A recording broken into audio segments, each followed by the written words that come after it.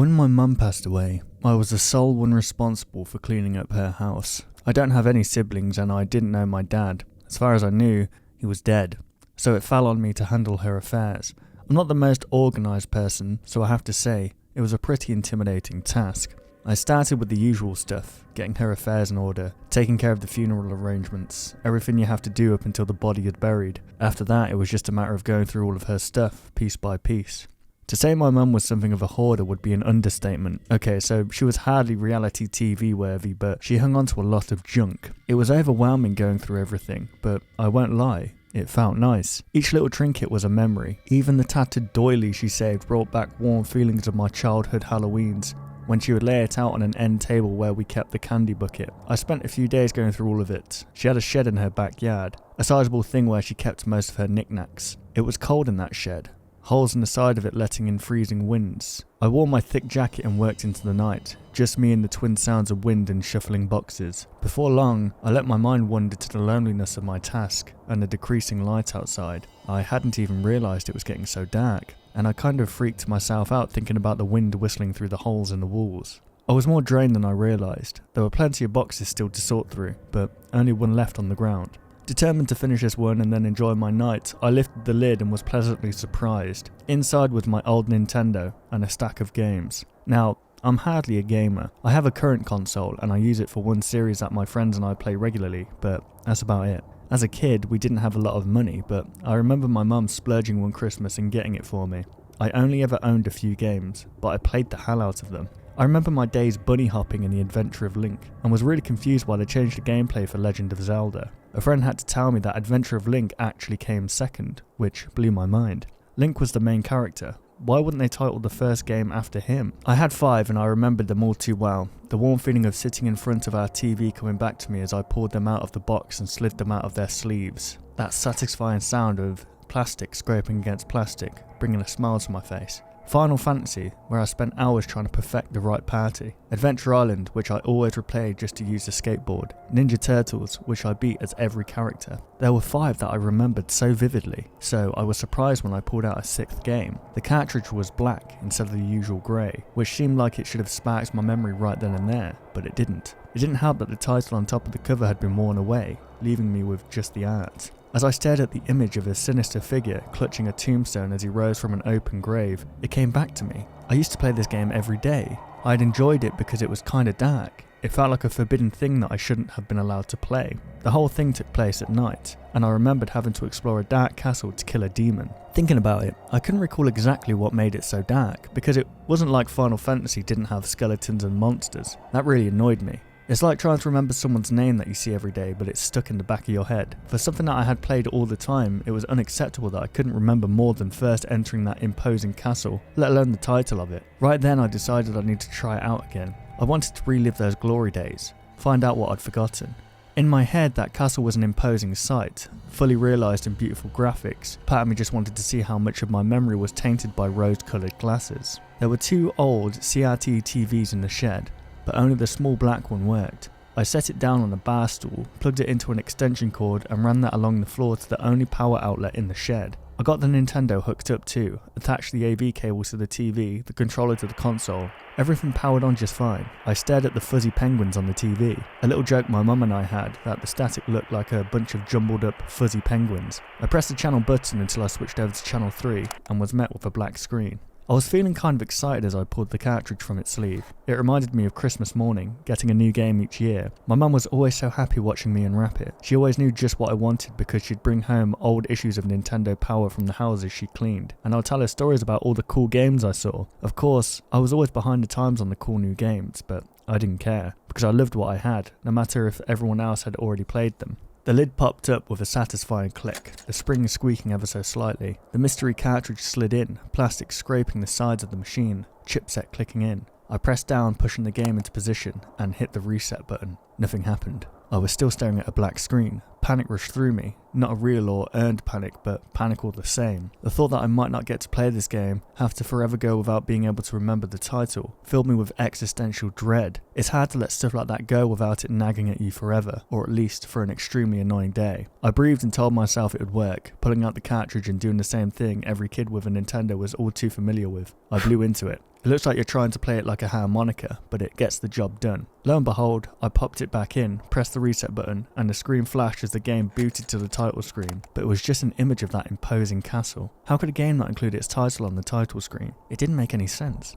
There was only one option on the main screen, press start, so I pressed it and was met with an ominous beep. Music began, a bass-filled chiptune like an operatic orchestra. I'd never heard anything like it. Don't even think it was possible to make something that wasn't high-pitched on an 8-bit system.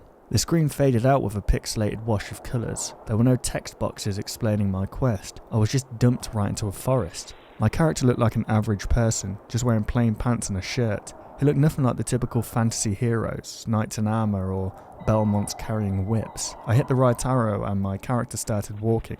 While I checked out what my buttons could do, A jumped, but B did nothing. My character didn't seem to have an attack. I didn't remember jumping on enemies to kill them, but then again, I didn't remember much of the game at all. There was a white square at the top of the screen that sat empty. For an NES game, the forest was creepy as hell. It started with a low layer of fog across the ground, an impressive effect for the time it was made. Bats flapped towards my character and he ducked underneath them. The further in he got, the worse the forest became. Skulls hung from trees, candles in their eye sockets burning away. Headless skeletons burst out of the ground. I hit jump and my character landed on a skeleton, managing only to hurt himself. That obviously wasn't how I killed things. He hopped over the rest and continued along the path. I was expecting a boss, but the character reached the edge of the screen and it went black and the music stopped. Pretty anticlimactic. But I was in for a treat. This is what I remembered. The music came back, low and moaning like Gregorian chanting, as my character approached the massive castle featured on the title screen. The drawbridge lowered as my character approached. I felt uneasy stepping across the wooden bridge. The music stopped. Unsettlingly, all I could hear was the wind creaking through the holes in the shed and trees overhead whipping the roof. The screen changed as the character stepped past the gate, and then he was inside the castle, greeted by a terrifying digital screech of pain. The noise almost made me stop playing. It felt real, like the developers had digitized an actual recorded scream, but more than that, I could feel the pain behind it. I depressed the right arrow button and continued trudging on. The castle was nicely lit, almost welcoming if it hadn't been for that scream. There were no enemies at all. The level continued scrolling until I hit a staircase and the game took control and sent my character down the steps. The screen transitioned out into a courtyard full of tombstones. It was a veritable graveyard with a spooky tree that reminded me of the spindly-limbed oak in my mum's backyard. A set of tombstones ripped themselves up from the earth and stacked together into a walking sepulchre. The music roared with a tune fitting for a boss. The walking tombstone monster spewed bones out at my character, which had a startlingly hard pattern to avoid. I could already tell that this one was one of those games that didn't go easy on the player. I hoped maybe it was just one of those obnoxiously difficult first bosses, because I didn't really feel like spending all night in the shed. It didn't take me long to get to the swing of things though. In fact, it felt like muscle memory in action as I deftly dodged all the bones without taking a single hit to my character. When the first barrage was finished, I noticed a flashing bone left behind on the ground and walked my player over it. Voila! I had my first weapon, a bone icon neatly filling the white box at the top of the screen. I pressed B and launched the bone in a downward arc. It smacked the tombstone boss and its body flashed white for a moment, satisfyingly marking a successful hit. Each salvo gave me a single bone to hurl at the boss. I missed once when the thing started flashing red and changed its attack pattern, adding a jump into its repertoire, but otherwise it was a perfect run, and the boss finally crumbled before my character. A grave was left unearthed in the ground. Certainly they wanted me to go inside, but my instincts told me to stay put, because who would hop into an open grave? But the game didn't give me a choice, because it took control of my character again, and he walked over, jumping right into the hole. The screen turned black, and level 2 appeared on the screen. My character dropped down into a dark cave. Right away I noticed that something was very off. I was in a dungeon, not all that different from ones I'd seen before, but the decorations were very advanced, and far more detailed than what I thought possible. Chains lined the walls, torture instruments too. I had to jump on a pillory and use it as a platform to reach a higher floor. I couldn't shake how dark this felt for an NES game. Robed men carrying whips charged at my character. I had to duck beneath their attacks and then jump over their heads to continue. My character bashed through a door and I continued on as normal. The candles lighting the dungeon's wall grew dimmer with each passing step. There were dark splotches of purple on the walls that I could barely make out, which I took to be artistic choice to add depth to the otherwise blue tones of the dungeon. Then everything faded to black, except my character. I waited, jumping in place like I usually did whenever I had to wait for a game to continue. The boss appeared faintly at first, blinking into existence. Then he flashed onto the screen, fully visible and horrific. Despite the pixel art, I could still tell that this giant man was supposed to be an executioner. He was covered in bloodstains and wore a black hood. A tremendous axe was in his hands, dripping with little red pixels. The background came back on screen, and my eyes went wide. Even by today's video game standards, this wasn't tame. There were severed heads and viscera everywhere, gutted bodies hanging up on chains. One person was still alive, his legs missing, his torso disemboweled, and yet I saw his sprite screaming and clawing toward the screen as if begging for me to help him. The executioner laughed.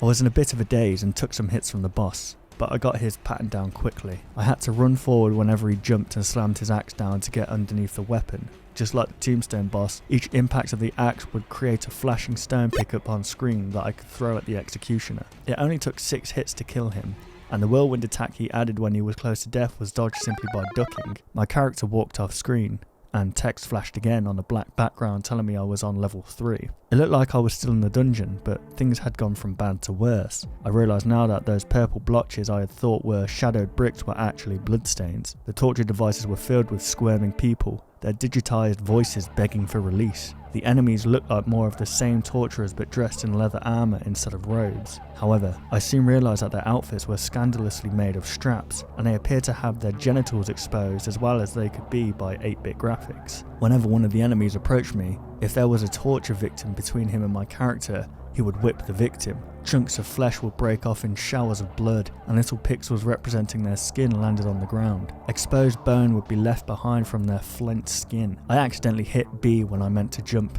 taking a hit from a guard as he ran into me. Then I realised weapon square was filled by a bone icon. The torture victim my character had been standing in front of had a hole in their leg where their femur used to be. I almost felt disgusted when I realised I had been the one to rip it out. I kept going, throwing the bone at one point, just wanting to get it out of my character's hand. I needed to finish this level. I needed to see how far this game went. I couldn't imagine it getting any worse, and yet I was starting to remember bits and pieces here and there. The dungeon seemed familiar, and I even thought maybe I remembered the torture victims, but my young mind hadn't processed what was really going on or how terrible it was. What I found most alarming was the thought that my mum would have allowed me to play such a game. It took me longer than it should have to make it out of the dungeon. I was distracted by the sprites actively being tortured in the background art, being stretched out on wheels or burned alive or shoved into Iron Maidens, but I got through it all and reached the end of the level, grateful there wasn't a boss waiting for me. What was there was so much worse. Level 4 started with a pair of sprites, 2 flesh-tone characters I took to be humans, but one was massive. The giant one was thrusting into the smaller character. I retched in disgust as the big creature stepped away from the small one, leaving it a pile of gore. I laughed and ran away, and I finally had enough. I turned the machine off angrily. It was too much for me. Went beyond the realm of a video game and into pure tastelessness. I flicked the light switch and went to the house. I needed to calm down a bit. My adrenaline was pumping. I felt like a little kid seeing something completely forbidden. It was probably how I felt when I actually had been a kid playing that garbage game. After having a drink, I got online and started doing a search. I tried maybe 3 dozen permutations of search terms. Anything I could think of to describe the game or the cover art. I wanted to find out what it was called once and for all, but nothing came up. I'd found stuff this way before, but no matter how many details I gave, nothing came up that matched. I would get Castlevania or games like that. Articles about games banned for violence and sex, but nothing similar to what I'd just played. It was like the game didn't exist. That got me thinking that I had something special on my hands. Maybe it was greed, but if this game was one of a kind, some ultra rare cartridge that next to no one knew about, I could make some decent money to help pay off my mum's expenses. I saw a picture of us together on her mantle and smiled at it. I never realised how odd it seemed that the corner of the picture looked like it was missing someone. An hour passed maybe, and I went to the shed to retrieve the game. I stepped inside and flicked the lights on. The TV came on instantly.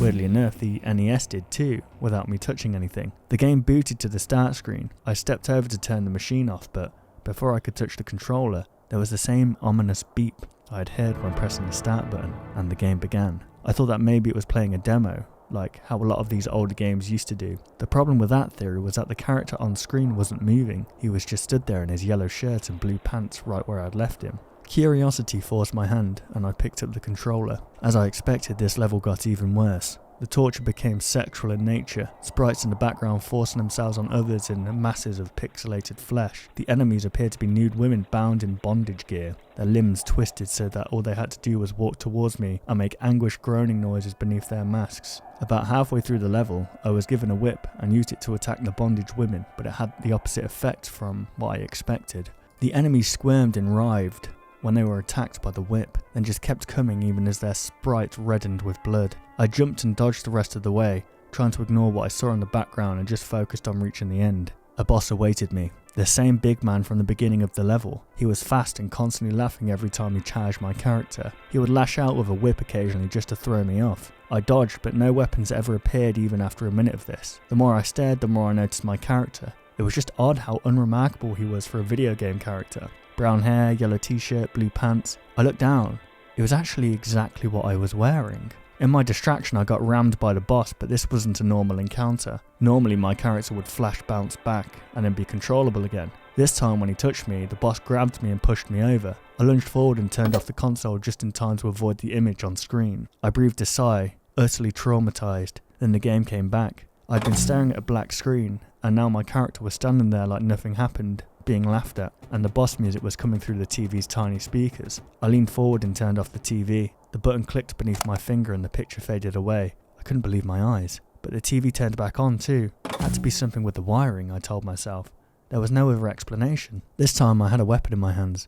I noticed my health had a sliver effect. Acting quickly, I pounded the B button, throwing daggers at the boss until he died. It was over, and the game moved on to the next level. But I'd had enough. I hit the power button on the console, but the light remained on no matter how many times I pressed it. I did the same to the TV, but it wouldn't turn off. I tried unplugging them both, but they stayed on. By this point I was breathing heavily and completely freaked out. I pulled the AV cables out of the TV, hoping that would stop it. Certainly there was no way for the console to display its image on the TV if there were no cables connected. No such logic there. I got up and switched off the power to the shed. The lights turned off and for a moment I felt a rush of relief, but I saw the glow of the screen out of the corner of my eye. I knew it was still on. Angry now, I popped open the lid and pressed down the cartridge, fully willing to just rip the thing out, but the mechanism wouldn't release. It was completely stuck. That was fine, I could just leave it on and let it sit. I didn't have to play, except my character started moving, even though I wasn't touching anything. I watched him travel through a short dungeon corridor, expecting horrible things. Surprisingly, my character reached the end where a bright light was shining. He stepped through and was back outside. Maybe it was a stupid idea, but I picked up the controller. I wanted to see what was coming next. It looked like the start of the game, but I assumed it was a new area. I didn't walk far before I approached a house. Not a medieval house, just an average modern suburban home. I grew up in a house like that. A house like my mum's, in fact. I walked to the door and went inside. It wasn't just like my mum's house. It was her house. The walls were painted the same. The furniture was the same. I swear there was a picture on the mantle that even looked like the two of us together. There were no enemies as I explored the living room. I noticed toys scattered on the floor, trucks and blocks. The TV was on, playing fuzzy penguins. The toys moved as I walked through them, kicking them out of the way. As I approached the TV, a dark shadow on the wall behind it twisted and moved until it turned into the shape of a dark figure with curved horns and sharp claws. The shape skittered along the wall, then jumped out towards me, crushing the toys on the ground. I ran, fearing for my life. It was artificial, but I felt like I was in real danger. The screen changed and I entered a bedroom. It was a child's bedroom. Walls papered with dinosaurs. More toys scattered across the ground. One toy in particular stood out, a teddy bear with its head ripped off. I looked over my shoulder at the open cardboard box of stuffed animals I had sorted through earlier that evening. My ripped apart bear sat just on the edge, barely in my view. I shook and looked back to the TV. As I approached the virtual bear, the toy lifted off the ground, the body first, and then the head. The head twirled around in the air for a moment and then reattached itself. A moment later, the bear grew in size. Or maybe I shrunk. The shadow creature's claws burst out of its hands, horns ripping through the top of its head. It chased me back the way I had come. The screen transitioned not to the living room this time, but to a hallway. I found myself walking towards an open doorway. Outside, a female sprite was crouched down and crying, her face in her hands. I thought this was odd after everything else I had seen. In fact, the whole thing didn't make sense. But at the time, I wasn't really thinking about it. I just braced myself and entered the room. It was a bedroom.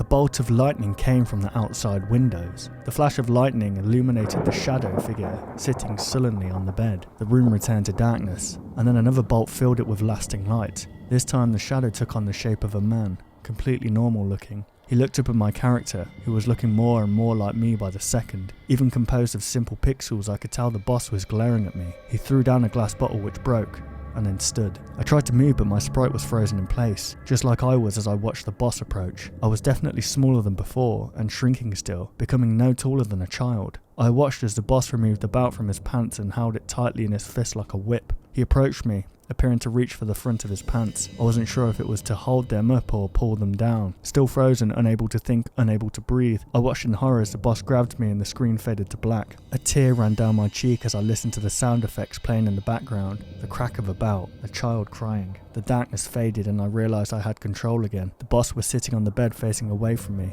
I had a knife in my hand. I took a step forward, clenched my teeth, and pressed the B button as hard as I could, relishing it as the knife flew into the boss's back and killed him in one hit. He fell on the ground, blood spilling across the floor. The screen faded to black and credits began to roll. Within moments, the background changed to the cemetery from the beginning of the game. Someone was digging. It was the crying woman, and she was shoveling dirt out of an unmarked grave as the boss lay dead beside it. Above them, the crooked tree loomed ominously, a crow nestled in it. I tried to make sense of the words on screen, but the names were garbled nonsense. I didn't care about solving this mystery anymore. My trembling hand reached for the power button on the console. This time the thing turned off and stayed off. I pulled the cartridge out as quickly as I could, putting it in its sleeve and shoving it away in the nearest box I could find. I packed the NES in with my other games and left the shed with the box in my hands. I couldn't get away from that shed fast enough. As I stepped outside, walking towards the house and the light from the back porch, I stopped by the old spindly oak tree, dead and missing all its leaves. I stared at the ground by its base, watching and waiting as if I expected something to happen. I closed my eyes, my whole body shivering, and then ran into the house. I still never learned the name of that game. I stopped looking after that night. I never opened the box, I put it in again, just donated the whole thing. Playing that game reminded me that there were some memories that were better left buried.